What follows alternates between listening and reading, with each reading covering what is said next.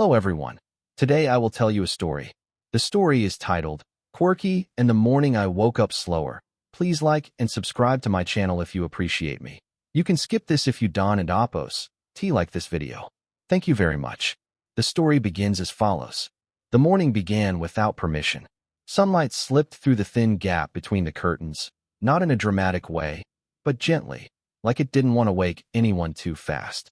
The room was quiet except for the faint hum of the city outside and the soft rhythm of breathing that wasn't entirely mine.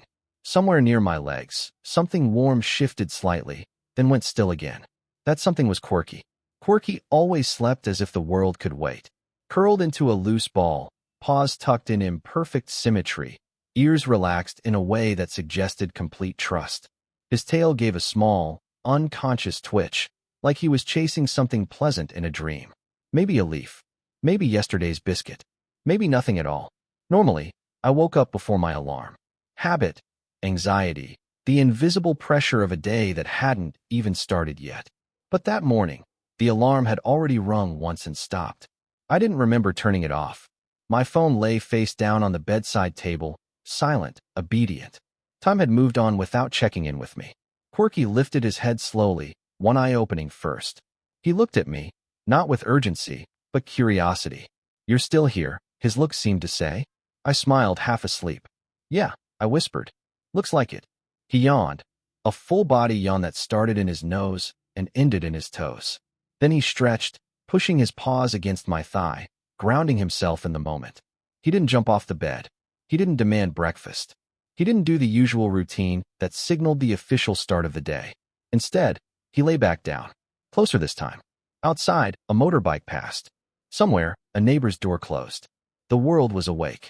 But inside the room, time slowed down, as if Quirky had quietly negotiated a delay on my behalf. I checked the clock. I was late. Not terribly, but enough that my mind started listing consequences. Emails, messages, tasks waiting like impatient hands tapping on a table. Quirky sighed. A small sound. Content. And strangely, I didn't feel panicked. I stayed. I watched the dust float in the light. I noticed the warmth of the blanket, the way my breathing matched Quirky's after a few seconds. For once, I didn't rush to become productive. I let myself be present, even if just for a few minutes longer. Quirky's eyes closed again. That was the moment I realized. The morning wasn't slow. I was. And maybe, for once, that wasn't a problem. Eventually, we did get up. Mornings, no matter how gentle, don't last forever. Quirky hopped off the bed first, trotting toward the door with a calm confidence. Not excited, not lazy, just ready. His nails made a soft clicking sound on the floor, a familiar rhythm I had heard thousands of times, yet never really listened to. In the kitchen, I poured water into his bowl. He waited, sitting without being told, tail resting neatly on the floor. When I placed the bowl down, he didn't rush. He sniffed it first, as if confirming that the water was indeed what it claimed to be. Only then did he drink, slow and steady. I, on the other hand, grabbed my mug and filled it with coffee that was too hot. I took a sip anyway, burned my tongue slightly, and sighed. Quirky looked up, not judging, just observing. We stepped outside for our walk. The street was already alive, people walking fast, phones pressed to ears, eyes focused forward. Quirky walked beside me, leash loose. He stopped often. To smell a tree. To inspect a patch of grass that had clearly changed overnight in some deeply meaningful way. At first, I felt the familiar tug of impatience. Come on, buddy. We're already late. But Quirky didn't respond to that energy. He never did. He moved when he was done. He paused when something mattered to him. And somehow, the world didn't collapse because of it. I noticed things I usually missed. The way the air felt cooler near the ground. The sound of birds arguing over something invisible, the smell of bread from a nearby shop just opening for the day. Quirky's nose twitched constantly, reading the neighborhood like a newspaper full of updates I would never understand. When we passed an elderly man sweeping his front step, Quirky wagged his tail gently. Not wildly, just enough. The man smiled and nodded at us. No words exchanged. No rush. Later, back at home, I sat on the floor to put on my shoes. Quirky sat across from me, head tilted slightly, watching. He always watched this part, as if making sure I was doing it correctly. You know, I said, tying a lace. Most days I feel like I'm running behind something. Quirky blinked. I laughed at myself. Talking to a dog felt easier than talking to people sometimes. No need to impress.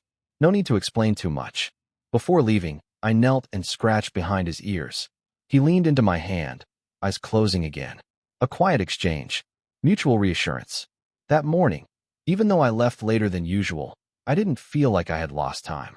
I felt like I had finally noticed it.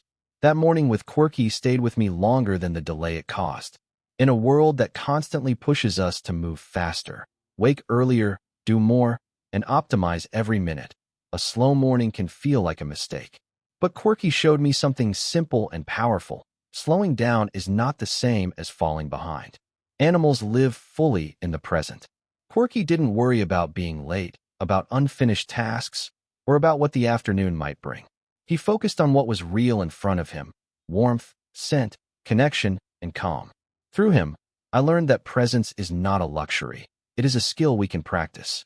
In our daily lives, we often rush past moments that could quietly restore us. Waking up a little slower, sharing silence with someone we love, human or animal, can ground us in ways productivity never will. These moments build patience, empathy, and awareness. They remind us that relationships are not measured in efficiency, but in attention.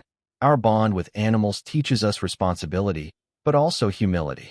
They depend on us, yet they guide us, back to balance, back to kindness, back to ourselves. If we allow ourselves to match their pace sometimes, we may find that life doesn't ask us to hurry as much as we think.